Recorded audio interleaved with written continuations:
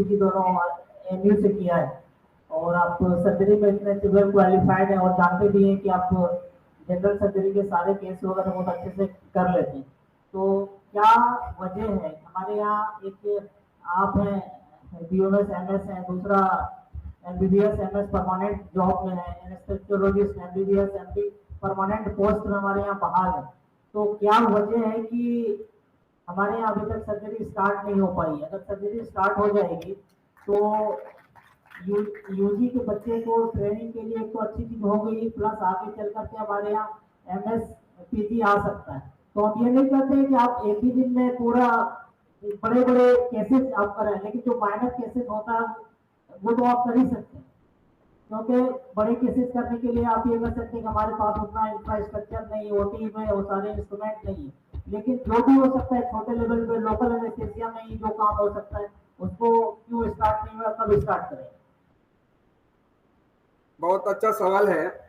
अभी जो ये ओटी क्यों नहीं स्टार्ट हुई है, तो इसका एक दो वजह है। एक तो इंफ्रास्ट्रक्चर है कि अभी उसमें बहुत सारे सामान का रिक्वायरमेंट हम लोगों ने दे चुके हैं, लेकिन अभी अवेलेबिलिटी नहीं हुई है। उसकी वजह से जो है माइनर या मेजर केस शुरू नहीं हुआ है। माइनर केस तो माइनर ओटी में मैं करता हूँ, सारी चीज़ें वहाँ होती है, लेकिन इससे ऊपर उठ करके अभी जो ओटी में इंफ्रास्ट्रक्चर या और जो इंस्ट्रूमेंट जो बाकी हैं वो अभी तक अवेलेबल नहीं हुआ है, जिसकी वजह से ये डिले हो रहा है।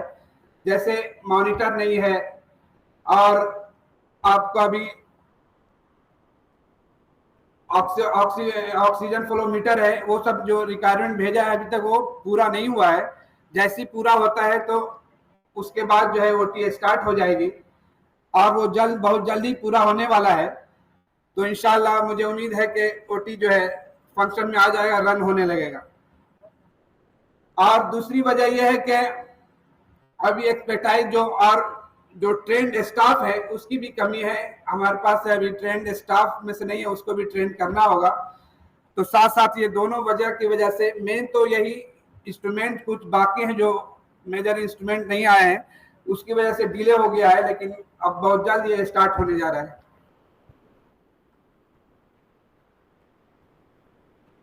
अस्सलाम सर। वालेकुम। मेरा क्वेश्चन है कि आपने सर बताया था कि बेटाडीन से मोर पावरफुल है हनी का इस्तेमाल करना अगर ट्रीटमेंट है, तो यदि हम इस्तेमाल करेंगे तो ये जनरल मार्केट में अवेलेबल है, इसको डायरेक्टली इस्तेमाल करेंगे या इसको और भी कुछ हनी है उसको इस्तेमाल करेंगे? क्या थोड़ा सा एक्सप्लेन कीजिए सर। नहीं, जो मार्केट में जो हनी खास करके जो प्योर शहद है, यानी उसमें एडल्ट्रेशन नहीं होना चाहिए, मिलावट वाला नहीं हो, ये आपको श्योर एंड श्योरिटी होनी चाहिए कि ये प्योर हनी है। तो उसी से आपका यानी ड्रेसिंग होती है, वो मेन बेनिफिशियल है। अगर आप इसको पहले चेक करें कि हाँ ये इसमें एडल्ट्रेशन तो नहीं है, इसमें कुछ मिलावट तो नहीं है, तो ये श्योर करना ज़रूरी है। ये आप कैसे कर सकते हैं, या श्योर शॉट जो है खास करके जो हनी का जो छत्ता है उससे आपने शहद निकलवाया है, तो वो इस पे आप कुछ नहीं, इस पे डायरेक्ट आप उसको अप्लाई कर सकते हैं। और जैसे पपीता का ये है, उसको और अच्छे से ये करने के लिए जैसे उसमें कद्दूकश करते हैं, तो वो सारे इंस्ट्रूमेंट को आप स्टेलाइज कर सकते हैं कि उससे पहले हम स्टेलाइज कर लें, उसके बाद उससे जो है पपीते वगैरह का उसको ही करके ब्रांड करके काफ़ी उसको भी करके आप उसको ड्रेसिंग में यूज़ कर सकते हैं। ये हमदर्द में भी इसका काम हुआ है, वहाँ भी इसका बताया गया कि इसके अच्छे रिजल्ट हैं।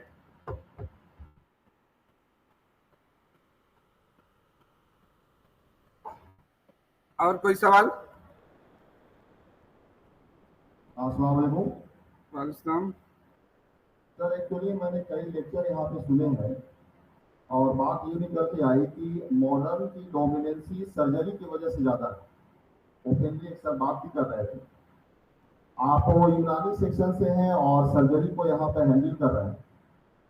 पीएसएम की बुक है, उसमें पार्ट में ये साफ लिखा हुआ है कि जो जर्म थ्योरी जो दिया गया उसके बाद एंटीबायोटिक डेवलप किया और तब मॉडर्न वाले उस पर जाकर ज़्यादा डोमिनेट कर गए। इसका मतलब ये हो गया कि उससे पहले जो भी डोमिनेट थी वो यही पैथी डोमिनेट थी जिसको हम लोग आज यूनानी देख रहे हैं। आप अपने प्रोस्पेक्ट में बताइए कि उससे पहले जो इलाज होते थे, बड़े बड़े जंग होती थी या सारे जंग जो है उसमें काफी लोग जो है घायल हो जाते थे और सबका इलाज जो होता था वो इसी पैटर्न पे होता था। आखिर वहां पे कौन सी ऐसी चीजें थी जो आज हम लोग उसको छोड़ चुके हैं और मॉडर्न सिर्फ एंटीबायोटिक के बेसिस पे उसको डील कर रहे हैं? आपको क्या लगता है इसके प्रोस्पेक्ट? नहीं, एंटीबायोटिक तो उसके लिए इन्फेक्शन को चेक करने के लिए वो आया है, लेकिन हमारे यहाँ जो जो एंटी इन्फ्लेमेटरी या एंटीसेप्टिक जो दवाएं हैं उसका भी आजकल यूज हो रहा है, होने उसके जैसे एनआई में बहुत सारे उस पर भी काम चल रहा है कि हम आफ्टर सर्जरी विदाउट एंटीबायोटिक जो है अपने मरीज को कितना ठीक कर सकते हैं, क्या कर सकते हैं, उस परस्पेक्टिव से भी इस पे वर्क हो रहा है। और जहां तक पहले की बात है, वो जो ऊंट थी वो था एक्सटर्नल ऊंट, उस पर काफी यानी इस तरह की हीलिंग के जो हमारे पास मेथड्स और जो सब्जेक्टिव ये थे उसका यूज होता था। लेकिन मॉडर्न में जो अभी जो सर्जरी में काफी, क्योंकि इस इरा में जिस पीरियड में हम लोग सर्जरी कर रहे थे उसके बाद जो है यूरोपियन कंट्री जो आए उस पे हमारा जो वर्क हो रहा था सबको चेक कर दिया गया। यहाँ तक कि आज भी इस पे रिसर्च आया, आज भी ये बातें आ रही हैं कि जो भी मुस्लिम साइंटिस्ट जो है फील्ड जिस फील्ड में अपना उठना चाहते हैं उसको बाद में सबसाइड कर दिया जाता है या ठिकाने लगा दिया जाता है। तो ये तो वजह है ही है, इसको हम लोग को सोचना है कि ऐसा नहीं कि हमारे मुस्लिम साइंटिस्ट जो है अपने फील्ड में काम नहीं कर रहे, वो काम कर रहे हैं लेकिन उसको सप्रेस और ही कर दिया जाता है, उसको अलग अलग इसमें ठिकाने लगा दिया जाता है। तो ये वजह होती है। और मॉडर्न जो है आजकल सर्जरी से ही मेन, अगर सर्जरी उसमें हटा दिया जाए तो बहुत पीछे चला जाएगा, ये बात तो फैक्ट है।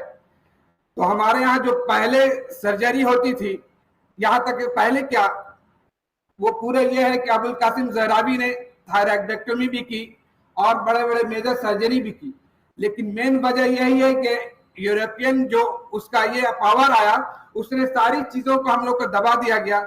यहाँ तक कि जो भी हमारे लिटरेचर है, जो भी वर्क है, उसने अपने हिसाब से सारा मैनिपुलेट कर लिया, ये मेन वजह है।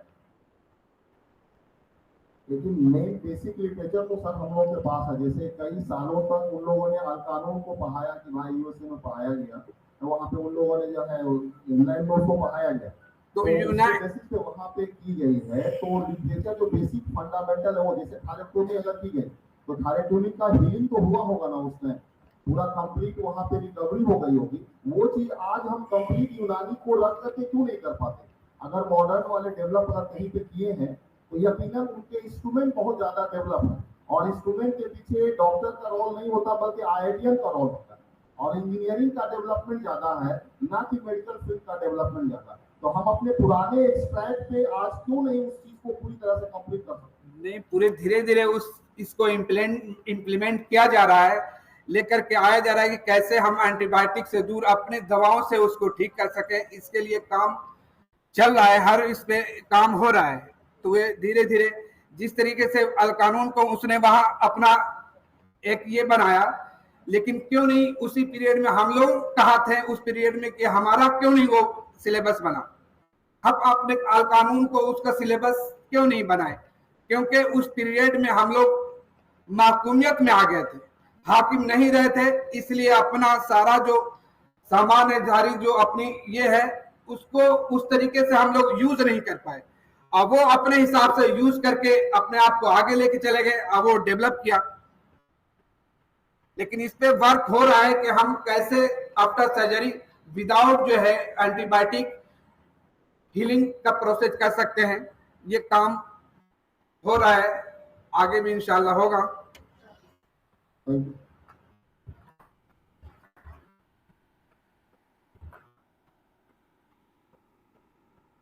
सर एक क्वेश्चन।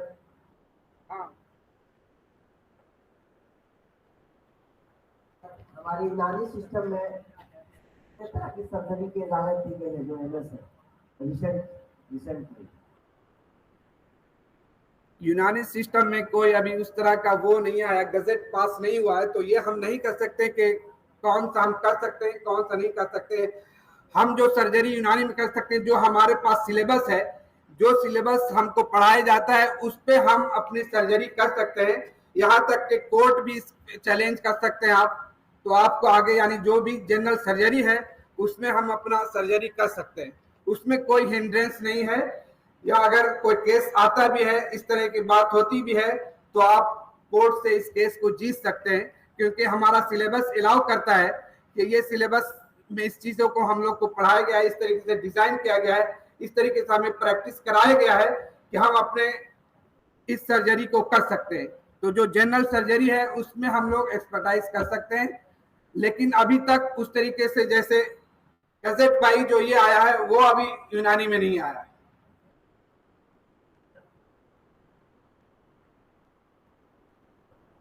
पहले हम लोगों ने पेपर में पढ़ा था इस आयुर्वेदा को मोर देन 50 तरह की सर्जरी की इजाजत मिली थी, तो हम अभी तक पीछे क्यों नहीं है? क्या हमारे यूनानी सिस्टम से इस पे आगे काम हो रहा है ताकि हमको जो भी सर्जरी करनी हो उसकी इजाजत मिले या ऑथराइज हो?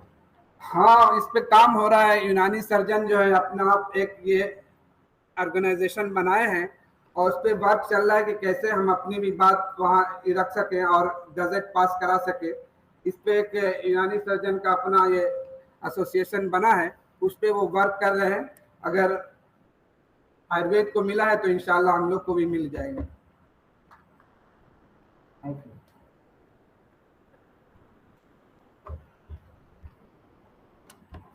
बहुत शुक्रिया।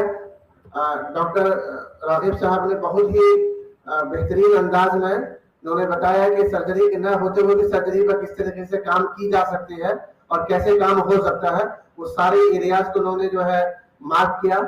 बहुत शुक्रिया इनका। मैं अब इनकी बातों को मुख्तसर अंदाज में कंक्लूड करने के लिए मैं डॉक्टर शमीम साहब को दावत देना चाहूंगा कि वो आए अथवा कंक्लूड करें। इससे पहले कि डॉक्टर शमीम साहब कुछ बोले, मैं आप लोगों की जानकारी के लिए बता दूं कि 2:30 बजे से डॉक्टर शाहनवाज साहब असिस्टेंट प्रोफेसर तसीनियात वो उनका लेक्चर आना है। वो बहुत वक्त के पाबंद है, लिहाजा आप लोगों से गुजारिश है कि 2:15 तक आप लोग यहाँ आ जाए। 2:15 तक आप लोग यहाँ आ जाए ताकि उनका वक्त शुरू हो सके।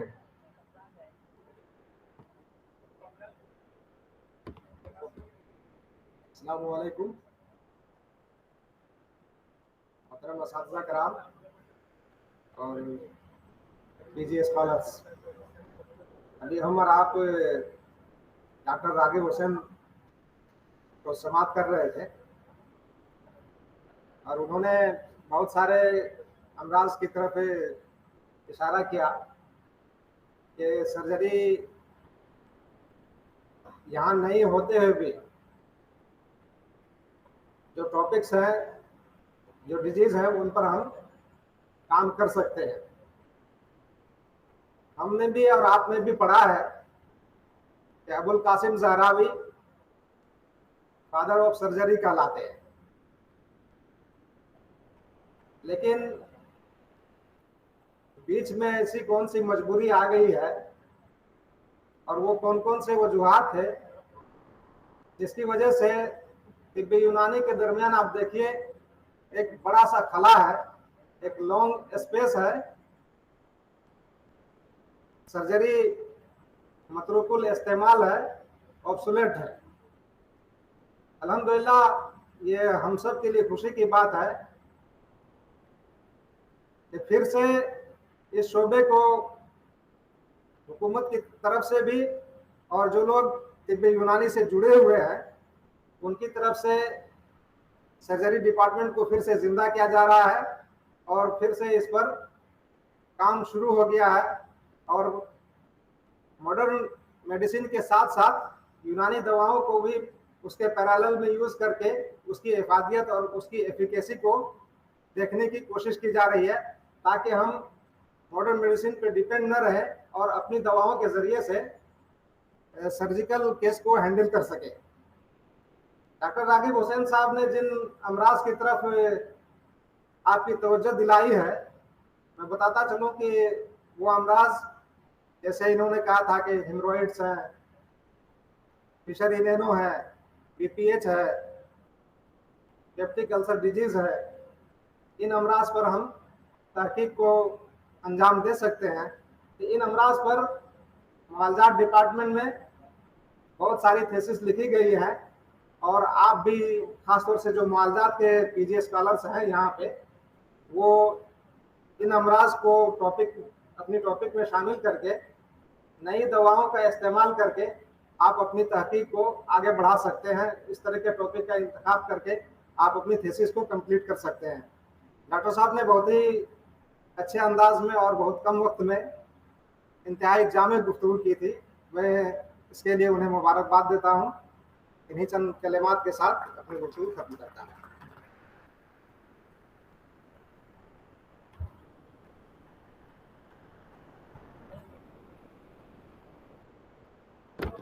बहुत शुक्रिया। अभी का सेशन यहीं पर खत्म होता है और सभी हजरात से